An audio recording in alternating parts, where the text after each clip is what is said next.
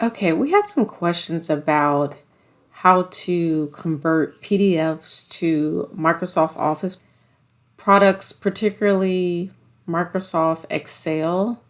So it can be done multiple ways, but I'm going to show you guys one particular way, and then after it's converted to Excel, how to kind of manipulate it through merges and unmerges to get it how you want. Okay, so we use what's called Adobe Acrobat, and so it's less than $20 a month. It's really user friendly, so that's always good. We'll select here, so you have export PDF, which happens to be the first module, if you will. If you want to request signatures, you can do that through the system. If you want to edit some of your images, if you want to organize it, maybe you have 5 pages and you want page 5 to be actually the first page instead of the 5th page, you can do that here, and then you'll share documents here. But what you're wanting is to export PDF and convert the PDF into a Microsoft Office product. So you have a lot of Microsoft Office products, right? Like Microsoft Word, Microsoft Excel, PowerPoint, a whole bunch of stuff. So, but what we're wanting to do is convert it over to an Excel. And so even after you convert it over to Excel, you're going to have to do a little bit more work. So it's still going to have that overlapping, if you will. But once you finish unmerging and tweaking it just a bit, you can kind of get it exactly where you want to get it. Okay, so we'll select this file here, and I'm assuming that the information is saved on your desktop or what have you. Pull up the statement, the bank statement, or whatever PDF document that you're trying to convert over. Once it uploads into the system, you actually decide here from the drop-down list where you want it to convert over to. And so you're going to select Microsoft Excel and then what language. So export to Excel. And here, if you have the online version of this, it'll upload directly into this online Excel, which is kind of funky. I hate it. So typically what I do is download it.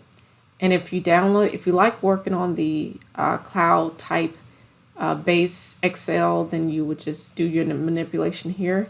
But typically what I do is download the Excel file, and so that way I could kind of just do damage here. So enable the editing, and of course this is where all the manipulation happens, right?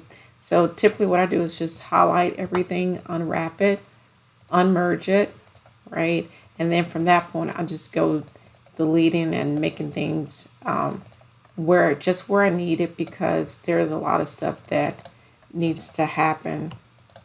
Okay, so I'll go through here, delete all that stuff really quickly. We don't need that. I mean, we don't need the logos either, right? And so here we are. Okay, and so that's a lot of manipulation, and again, it's still a little bit user friendly right here, because I can at least hover over the numbers and come up with a sum. So that's a plus, right?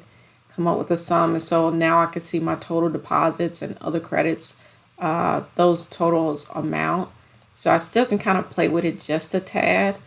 Generally what I do is create another, I'll insert a worksheet over here, and then I will kind of pull in, depending on how you're trying to set up or whatever you're trying to do, and I'll pull in the numbers here and do like a classification there. So let's say if I wanted to pull over deposits, it's actually in this cell, and I'll just create a little formula here to pull over the deposits, and that is in that cell. There we go. And so sum this up like that, and boom, I have a number. But again, I'm not sure what you're trying to accomplish per se, except for to kind of get rid of the overlap, as you say, and be able to, you know, manipulate your numbers and write out descriptions or whatever. So there's still a little work, even though they have these systems in place like Adobe to convert stuff, but you still have to do just a tad bit of manipulation. And so this is my version of manipulating Excel or converting a bank statement to Excel so that you can manipulate, but I'm sure there are a gazillion ways to do this. All right.